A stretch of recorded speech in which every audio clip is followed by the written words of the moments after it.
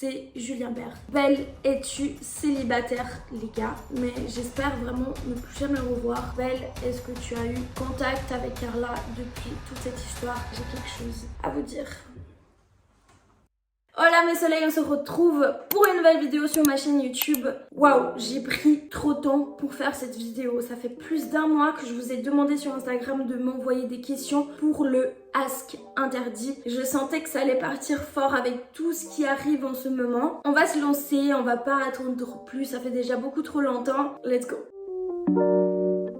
Est-ce que c'est vrai que tu t'es abonné et liké toutes les publications de Nicolo? Bah déjà, c'est trop drôle parce que je sais très bien qui est-ce qui a lancé ce débat parce qu'on m'a bien envoyé les extraits de vidéos de Bastos. Lui dit ah bah tiens c'est trop bizarre, elle like les photos du mec de mon ex. Et en fait, quand j'ai commencé à suivre Nicolo, bah déjà on s'est suivis mutuellement. Je sais pas à quel moment c'était, je crois que c'était après Les Apprentis. Et en fait je voyais tout le temps des extraits de lui sur mes réseaux et c'est juste, je le trouvais trop drôle. À chaque fois c'était des extraits où il me faisait trop marrer. Donc en fait je me suis abonnée parce que je me suis dit bah tiens il est drôle, je vois tout le temps son profil, des extraits de lui. Je me suis abonnée, il s'est abonné en retour. Et puis en fait quand je vois sur mon feed des photos des gens que je suis, bah je les like parce que si je suis quelqu'un c'est parce que bah, j'aime bien sa personnalité ou j'aime bien genre ce qu'elle propose, le genre de photos que la personne poste. Et puis en plus j'ai pas vraiment liké toutes ces photos. Je pense que depuis que je l'ai suivi j'ai dû liker genre 3-4 photos maximum. Et en plus à l'époque je savais pas s'il était en couple, en tout cas il avait pas annoncé son couple sur les réseaux.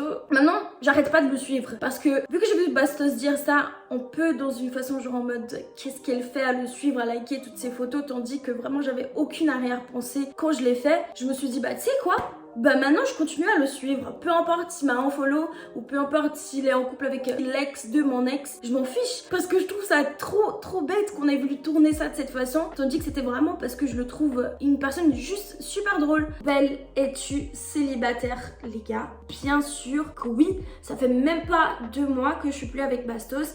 Je trouve que en fait la période après une rupture c'est vraiment très délicat, c'est un moment où t'as besoin de mettre tes idées en place, t'as besoin de rester seule, sinon j'ai l'impression que tu répètes juste les mêmes erreurs, tu rentres dans les mêmes cycles. Oui, je suis célibataire, on passe à la prochaine. Belle, quel est le garçon que tu trouves le plus beau de la télé-réalité? Franchement cette question là elle est revenue plusieurs fois parce que vous savez très bien ma réponse, et franchement c'est Julien Bert. Je vous ai vu venir à 1 km, donc on suit déjà avec cette question. Est-ce que t'as des vues sur Julien Bert? Je le trouve très beau, c'est un très bel homme, mais après j'ai pas de vue sur lui, même si j'ai une anecdote très drôle à vous raconter. En fait, quand je suis sortie de la bataille des clans, Bastos et moi on a eu une grosse embrouille. Ça c'est pas un secret parce qu'il a déjà raconté en live. Il a vu une américaine, bref, ils se sont embrassés et du coup on a eu une énorme embrouille, on s'est quitté, il m'a quitté. Et là, j'étais sur mes réseaux, j'étais sur TikTok et j'ai vu un edit de Julien Bert. J'avais jamais remarqué qu'il était vraiment beau. Donc en fait, ce qui s'est passé, c'est que je suis allée regarder son profil sur Insta et du coup je passe sur ses stories et il y avait une story où il était à torse comme ça et puis il y avait ses tatous et du coup juste pour rigoler comme ça, moi j'ai répondu à la story, j'ai dit ils sont beaux tes tatous. Et là j'ai envoyé le message et j'avais complètement oublié, je suis partie en soirée, Bastos et moi on se parlait plus du tout et là je reçois un message de sa part du coup de Bastos et là il s'énerve mais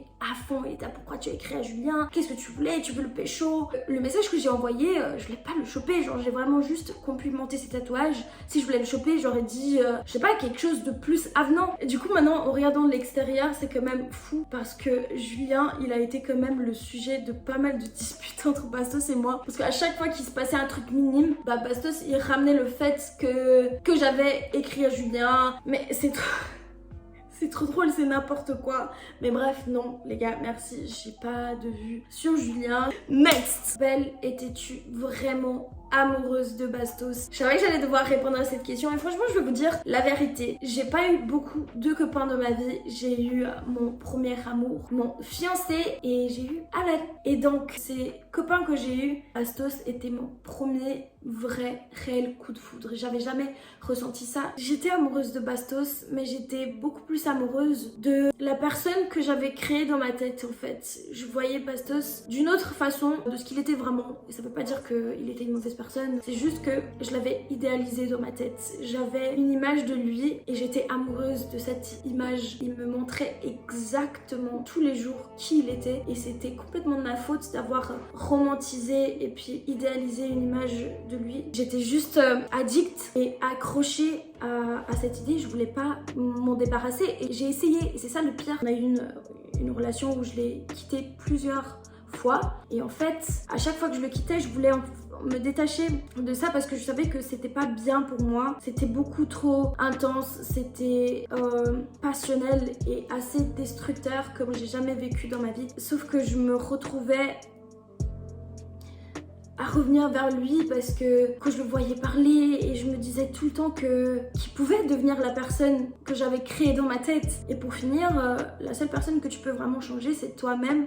Je réponds déjà à cette question aussi qui a été beaucoup posée. Pourquoi j'ai rompu avec Pastos? Parce qu'au bout d'un moment, j'en avais marre d'insister sur quelque chose qui n'allait pas. Pour répondre à la dernière question sur ce sujet, est-ce qu'il y aurait une possibilité qu'on se remette ensemble? Pas du tout. Et c'est pas à 99,9%, c'est vraiment à 100%. Je le déteste pas, je cracherai pas dessus. Mais j'espère vraiment ne plus jamais le revoir. Et voilà, ça clôt le sujet. Tout le monde est content et let's go pour la prochaine question. Bon, mes soleils, maintenant on passe aux choses importantes. Je vais répondre à la question qu'on m'a le plus posée ces derniers temps. Belle, est-ce que tu es enceinte? Je pensais pas que j'allais parler de ça comme ça, mais j'ai quelque chose à vous dire. J'ai mangé le meilleur repas de ma vie, mais les gars, c'est pas possible, elle est sortie. D'où cette histoire? J'ai vu un TikTok sur ça et tout d'un coup, j'en ai vu 10. 15, 20, 30 et puis mes DM, il y avait que ça. Belle t'es enceinte sur les commentaires, sur mes vidéos, sur TikTok, sur mes photos. Tout le monde veut savoir que je suis enceinte. C'est parti d'où ça? J'ai vraiment pris autant de poids que ça. Non, j'en rigole, mais c'est grave les gars. Pas du tout. Je suis pas enceinte, j'ai 21 ans. Je suis pas du tout à l'âge d'avoir un enfant maintenant. Le jour où je serai vraiment enceinte, vous allez savoir. Mais pas de cette façon-là.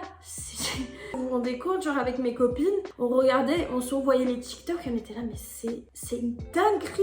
L'ampleur que ça a pris sur TikTok, j'étais choquée. Donc non merci, je ne veux pas d'enfant, ne me donnez pas d'enfant là maintenant, ok? On m'a énormément posé cette question sur Instagram et c'est Belle, est-ce que tu as eu contact avec Carla depuis toute cette histoire? Les gars, oui, on s'est eu au téléphone, c'était très long, on a parlé en fait de ce qui s'était passé. Elle m'a dit ce qu'elle voulait me dire, elle m'a posé aussi 2 questions et bah moi bien sûr j'étais là pour l'écouter et pour répondre sur tout ce que je pouvais lui dire. Juste après ma vidéo, une seule fois, on n'a plus jamais parlé, on a dit tout ce qu'on avait à dire. Je pense que le contenu de la conversation n'est pas vraiment très relevant parce que franchement cette histoire elle s'est tassée. Je vous réponds juste parce que je vous ai promis que je répondrais à toutes les questions les plus posées. Celle-là elle était vraiment beaucoup posée et c'est tout. On passe aux prochaines questions. Belle, quelles ont été les conséquences après ta vidéo et comment tu as vécu ça? Alors déjà de suite quand j'ai posté la vidéo j'ai reçu énormément de soutien. Je m'attendais pas à ça, que ce soit de la part de mes amis, de la part des commentaires sur YouTube, de gens qui disaient que j'avais beaucoup de courage de parler de cette histoire. En fait je voulais juste me défendre et après c'est vrai aussi que j'ai reçu énormément de commentaires majoritairement de la part de femmes qui en fait prétendaient que j'avais gâché un mariage, gâché une famille, un foyer. Franchement, je l'ai vécu.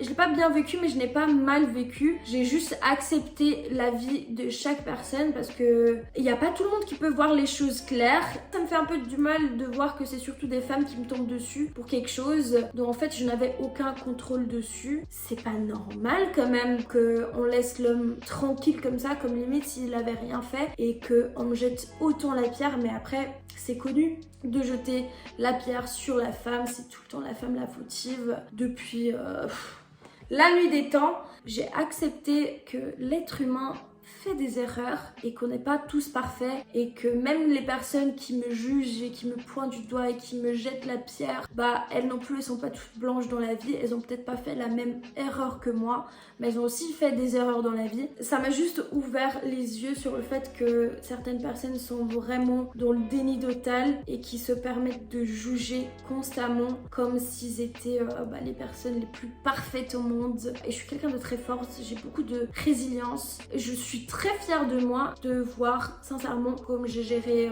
ma rupture, les insultes, comment j'ai géré même l'appui que j'ai reçu. J'étais pas prête à être aussi accueillie par autant de gens. Je suis quand même très fière de moi parce que je pense que beaucoup de gens à 21 ans n'arriveraient pas à supporter tout ce que j'ai supporté. Ma façon de réagir n'est pas la façon dont tu réagirais ou dont la voisine réagirait. En fait, je le prends avec de l'humour, certes, parfois de l'humour acide. Je ne pouvais pas tout gérer en même temps de la façon dont certaines personnes voulaient que je gère ça. Il y a beaucoup de gens qui voulaient juste que je me fasse petite et que j'accepte toute la haine et toute la rage et toutes les insultes. Mais personne va me dire de me taire et d'accepter de la méchanceté. J'allais pas me mettre par terre, me laisser piétiner dessus.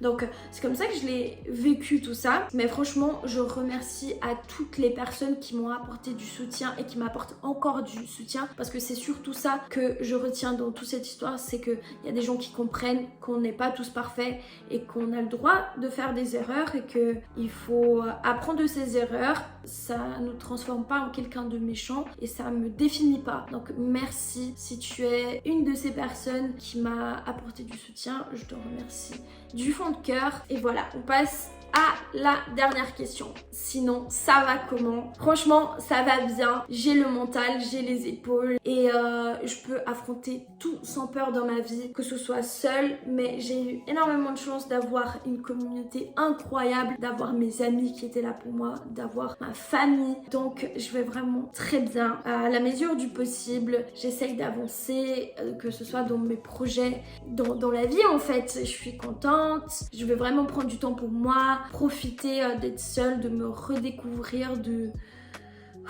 respirer un bon coup après toute la tempête. Il y a le beau jour qui vient. Mais allez, alors on arrive à la fin de cette vidéo. Merci pour toutes vos questions. Voilà, je vous ai promis de répondre. J'espère avoir été à la hauteur. J'ai essayé d'être le plus sincère possible. Je vous parle vraiment comme des amis, comme je parlerais à une vraie copine ou un vrai copain à moi.